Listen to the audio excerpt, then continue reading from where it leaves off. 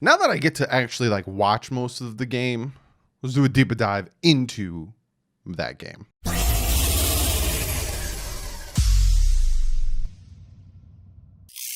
What is up, Fane fans? It is Monday. And what does it mean by Monday?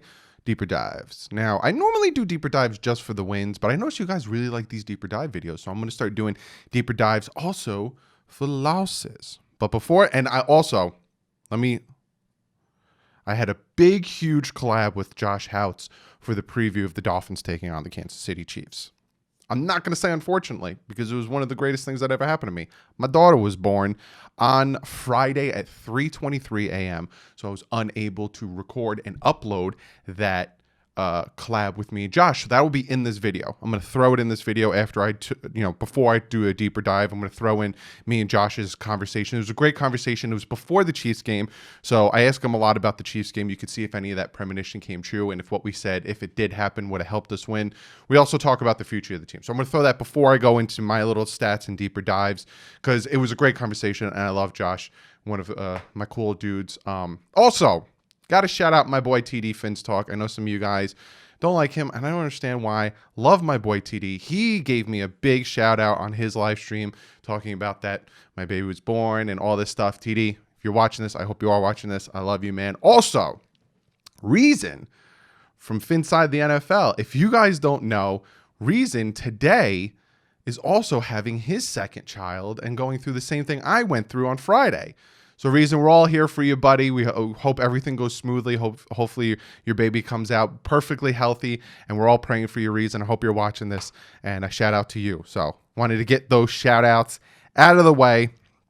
Also, picks linked below. We have a Thursday, Saturday, and Sunday games. So picks are linked below in the top comment section. Literally, if you're going to go comment and scroll down and comment, it's the top one. So go make your picks. That's there. Also, I'm sorry, I got a lot to talk about. I've been very busy the past couple of days. I got to shout out Willie. He got himself one of these, and I wasn't able to shout him out in the past few videos. So I got to shout out Willie for grabbing himself a DDW merch.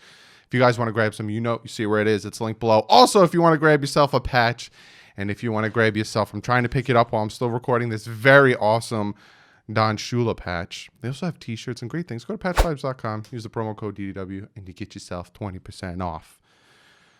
Do I have anything else to talk about, Doug? Anything else? Yes, tomorrow's video, either tomorrow or Wednesday's video. I think it's going to be Wednesday. Give myself a day of breathing for tomorrow. I'm going to talk about what the Dolphins need to do, who they need to win or lose if they do to make the playoffs, and talk about the future and all that stuff. That's tomorrow or Wednesday's video.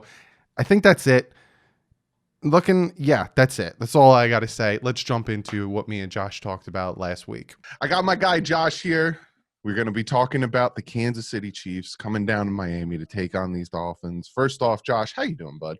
I'm doing great, man. Thanks for having me.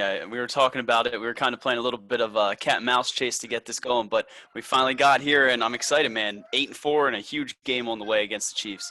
Yeah, man. And this Chiefs team, I wrote a few things down, too, because a lot of people talk about this Chiefs team and we're going to lose and it's going to be a – They lost one game to the Raiders, who got completely demolished by the Falcons, and they were close with the Panthers and the Chargers. Looking at this game, Josh, do you think it's like Dolphins are losing, there's like no point in really watching the game? No, I don't feel like it's that way. I mean, I understand as Dolphin fans, when have we been in this situation? I mean, we were 8-4 for the first time since 2003, so maybe we just don't know what to expect in these big games. I mean, yes, it's the Kansas City Chiefs, but I keep thinking about it. If we think Tua Tagovailoa is as good as he is, if we think this Dolphins team's as good as it is, in order to make that, that late playoff push that we hope to do, eventually we're going to have to beat Patrick Mahomes. I know we weren't expecting it this early, but, at some point, if this Dolphins team wants to be one of those elite AFC contenders like we all hope and think they will be, they're going to have to get through Patrick Mahomes one way or the other. So it's a huge test. I think the Dolphins, they match up better than some people think, but I can't really fault Dolphin fans for expecting, the absolute worst outcome, for as good as the season has been. I mean, typical Dolphins, why not go out there and get blown out? I mean, we're all used to that, aren't we? Yeah, and it's funny because you say typical Dolphins. Watch us beat the Kansas City Chiefs but lose to the Denver Broncos. It's like that's what the Dolphins do. We'll lose to a crappy team, but then we'll beat the crap out of like a really good team. Looking at this game though, what could the Dolphins do to not only be competitive but win this game? Like, what are some of the things that are running through your head that the Dolphins need to do to win I this mean, game? yeah, I mean, as cliche as it sounds, I mean, I think Patrick Mahomes is, I mean, he's going to go down as probably the greatest quarterback, that we've ever seen play this game. So, I mean, containing him, obviously, keeping him in the pocket, not allowing him to do those things. But a lot of that comes down to the secondary. And I think it's a huge matchup. We got Byron Jones, Xavier Howard, Nick Needham was playing out of his mind. I mean, we know how big this matchup is for those guys to go against Tyreek Hill, to go against Sammy Watkins, some of those big playmakers. And then we're not even mentioning, Eric Rovers, Travis Mania heavyweight matchup. So they got to stop those playmakers. It's going to be a huge task. And, I think this game is going to be a lot more like that Arizona game where we saw Tua in that offense having to go out there and make those plays. And, maybe that up-tempo offense is exactly what we need. But I think it's going to come down to, containing those playmakers. And it's much easier to sit here and say that than to actually go out there and execute. Yeah, and like you said, the matchup. The only part of this game that the matchup scares me is just Tyreek Hill. His Yeah, speed is just something that I'm killer. like, can Xavier and Howard really step up with him? Because I think they're going to put Byron on Watkins. I don't think Byron's going to be on Hill because Byron gets beat by some of these speedy Right. receivers. That's what worries me. And then but everyone else matches up great. Eric I agree. Rowe shut down Kittle. Like it's just everything else matches up great. But looking at this game, this is the 4-game stretch coming up. Is there any, like, how do you see this 4-game stretch coming up? We got the Chiefs, then Patriots, both home games, at Raiders, at Bills. How are you feeling about this 4-game stretch? I'm feeling like we got to come out of this 2-2, right? I mean, I feel like if we want to be a wild card contender, I think at best you got to come out of this 2-2. And I mean, we can all sit here and we're homers. We can all sit here and say, New England's not the same, and we saw the Raiders get blown out. But I mean, these are 4 tough matchups, and it starts with Kansas City. I mean, if you win that game, that changes the entire Oh yeah. outlook. But this is a tough match, and then these next 3 games, I mean, you got to win 2 out of those 3. I mean, I think this is going to be a lot tougher task than I think even myself coming into this thought it might be. Getting into the playoffs. So they got to go 2-2, and it's going to be a lot tougher than we think. Yeah, definitely. And we all looked at the schedule, and when it came down to it, we thought that the 49ers game was going to be a loss. We thought that the Rams game, we thought that a lot of these games, Dolphins seem to pull it out. Now, we talked about the Chiefs. We all know you love Tua. I love Tua. A lot of the Dolphin fan base loves Tua Tagovailoa. What do you think about his development so far? A lot of people look at the Denver Broncos game and they instantly, for some reason, just started crapping on him, right? Rams game, it was all right. It was his first start, went up against a very good defense. But Cardinals game, great game. Even the Chargers game was a pretty good game, and then he put up a very good game last week. Overall, what is your thought process, and what did you think about him being benched in the Broncos game? Yeah, I mean, I think we kind of all see this the same way. I think we see 2 very good games, one okay game and then that mediocre game against Denver. And I still haven't heard if the altitude played a factor. I mean, I don't want to sit here and make excuses, but he just looked off, and his accuracy being, one of his strongest tools in his, skill set. I mean, for him being off in the way he was, I don't think something was right. As far as the benching, I mean, I think this proves that Brian Flores is going to go out there and do whatever he wants to do. It doesn't matter if the fans want to in there every game and going out there and getting him a chance to come back. That's not what's best for the team. I mean, we all can admit Tua looked bad in that game. Yeah. I'm a Tua stand to some, but some people might straight up say that. And he looked bad, straight up, and he needed to have that performance last week. And he went out there and he didn't put up those flashy, he could have had another touchdown or just 2, and people would, inflate those stats if he hits Jakeem Grant. I mean, people are sitting here, talking a whole different tune, but I think it's kind of what we're expecting. You're seeing a quarterback who is taking some time to get acclimated. You're seeing this offense, take time for it all to come together. We saw it open up again in the second half.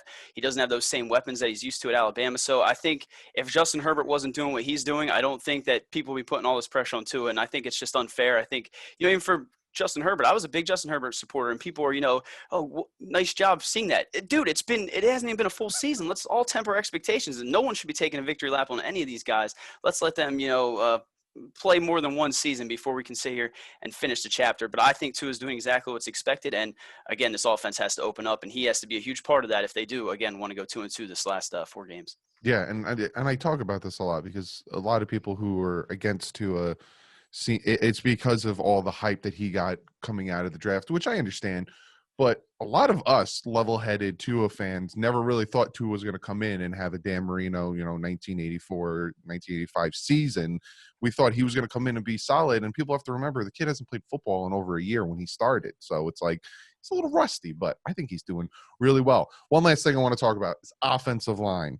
They're going up against a pretty good defensive line with this Kansas City Chiefs. Agba is actually going up against his old team.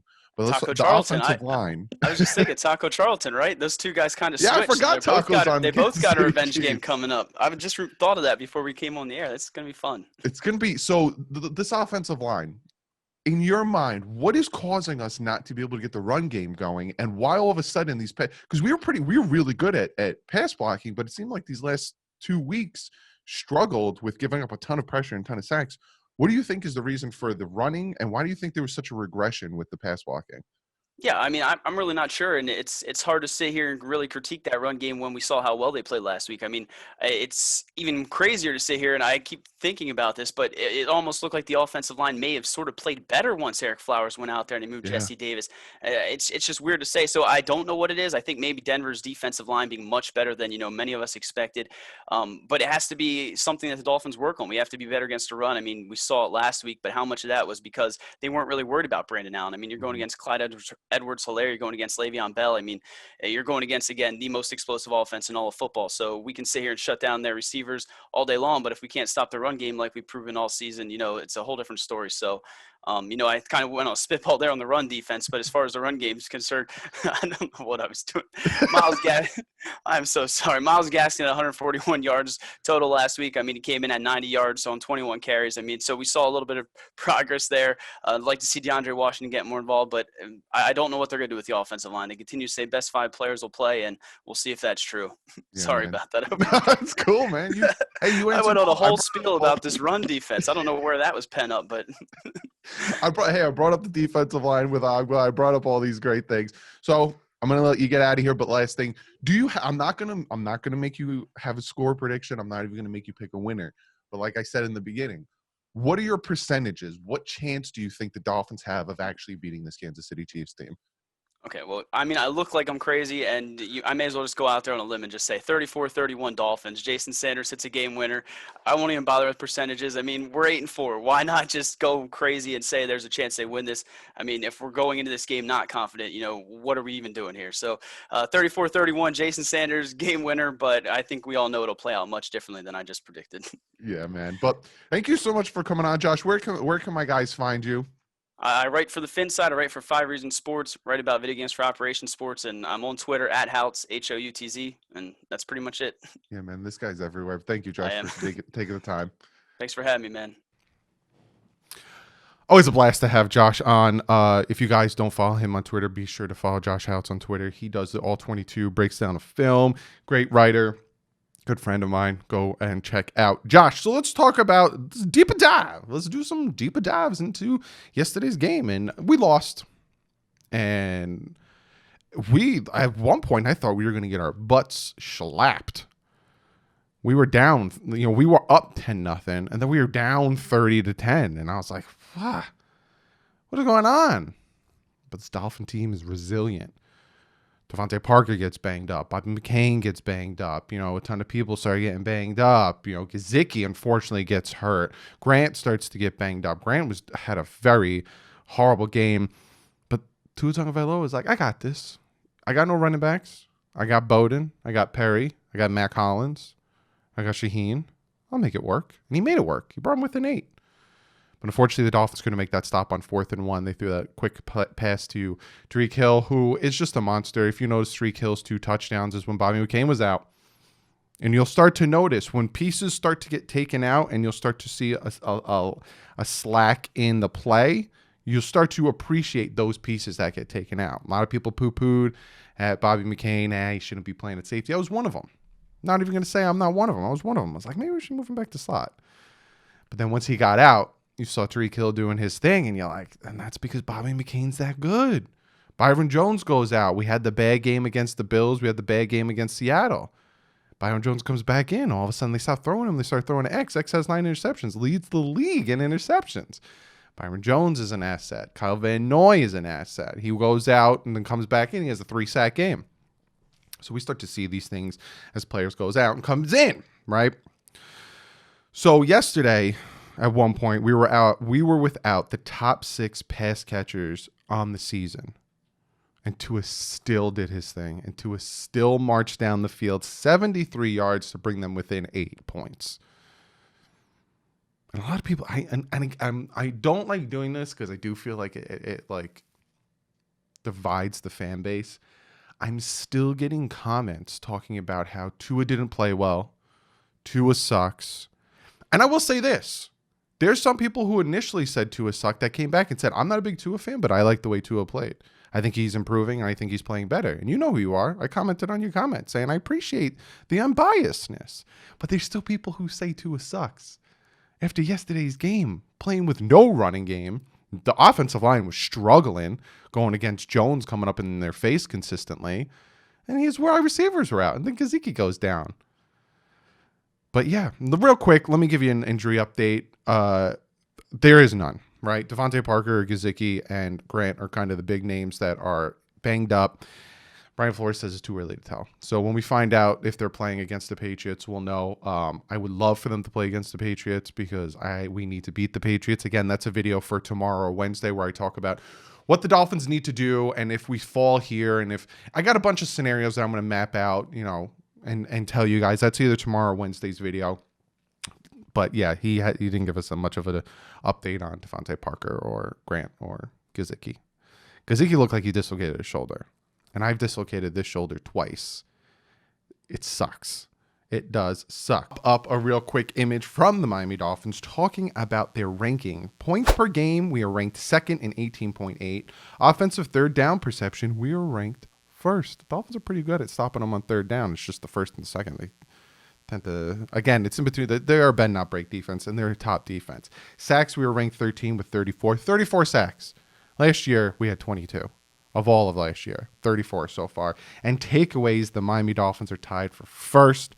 25 takeaways. And yes, I'll say it again because you guys know how I feel about them. You can give 9 of those to Xavier Howard. And even yesterday with Byron Jones' interception, he jumped up in the air. If you look at my thumbnail for the recap, that's Byron Jones intercepting that ball. Also, we got to talk about and give a little shout out to Zach Seiler, Raekwon Davis, and Christian Wilkins. They're helping this team stop the run. They're helping this team get pressure up front. You saw Christian Wilkins getting pumped at some points. Zach Seiler's ranked 16th in run stop. Davis, since week 9, is ranked 5th. And Christian Wilkins is ranked 7th in run stopping. And Christian Wilkins missed a few games because of COVID. Very, very bright future for this team. Emmanuel Ogbah, 3 quarterback pressures yesterday. 56 quarterback pressures on the year. 56. Holy crap. He is ranked 3rd in defensive ends on quarterback pressure. Tua Tagovailoa, not cutting that out. Tua Tagovailoa, first Dolphin rookie to have 2 passing touchdowns and a rushing touchdown since 1983's Dan Marino. Kid's special. Kid is special. And again, I went back and I looked at his 1 interception. That ball hit Grant right in the chest, popped it up and got picked off. So I'm not going to put that interception on Tua. Grant has got to catch that ball. Even there was a touchdown pass to Devontae Parker that was dropped. Yes, Grant was also open, but it hits you in the hands, man. You got to catch that stuff. After Gesicki got injured, right, the team drove 73 yards with 8 of their top play yards per scrimmage players. Top 8 of them. And they still marched down the field to bring it within 8. 73 yards. Tua was working with nothing. I already talked about Xavier Howard. I'm not going to talk about him anymore. Who you kidding? Number 1 in the NFL. 9 interceptions. 9 interceptions. And that interception was a thing of beauty. He snatched it one-handed. Brought it down. And then yesterday, rookies accounted for 45.6% of the offensive snaps. You got Tua, Hunt, Kinley, Jackson, Bowden, Perry.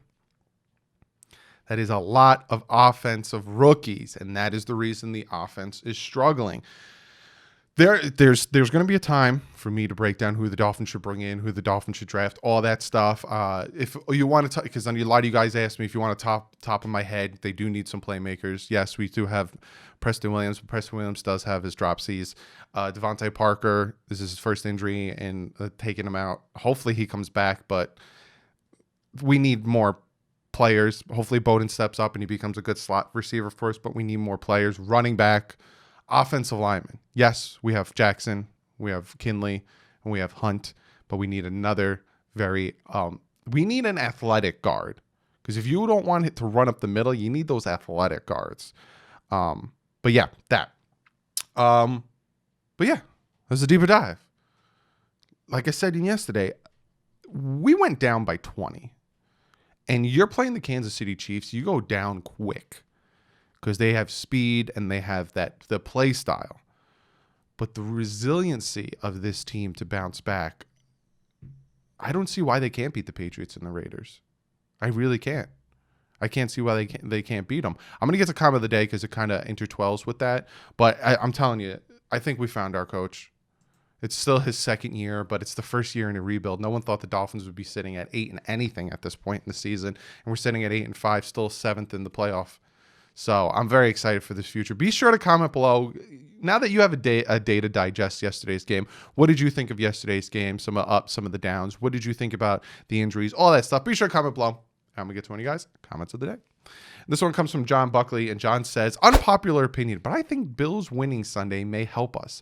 If the division is gone by week 17 and the Bills have little to play for, it improves our chances for a W, and I would rather play the Steelers than the Chiefs if we end up with the 7th seed.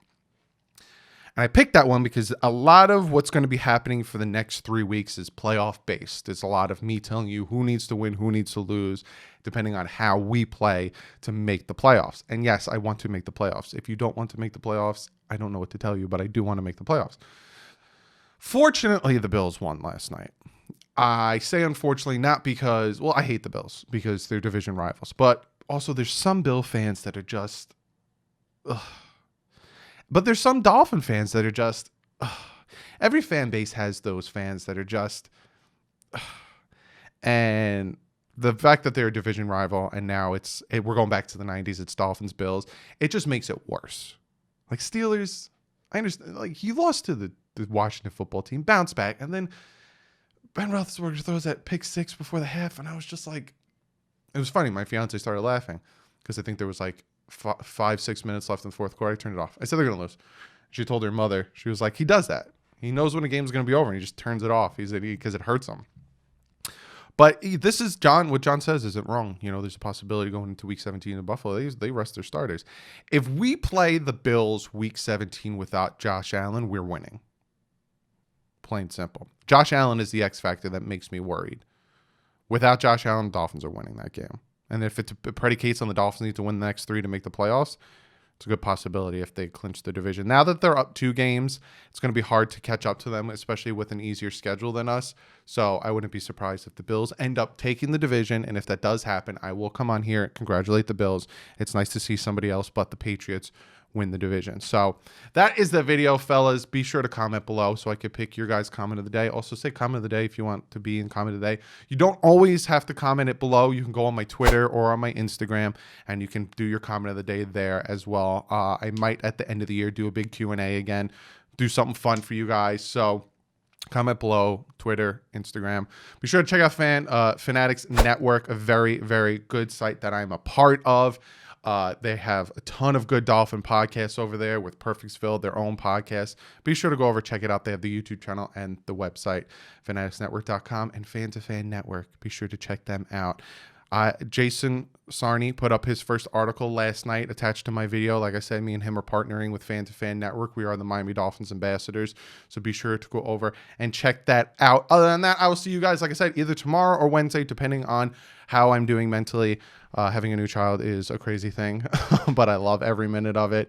And that video will be predicating on what the Dolphins need to do to make the playoffs. But other than that, I'll see you guys either tomorrow or Wednesday. But like usual, stay classy and fins out.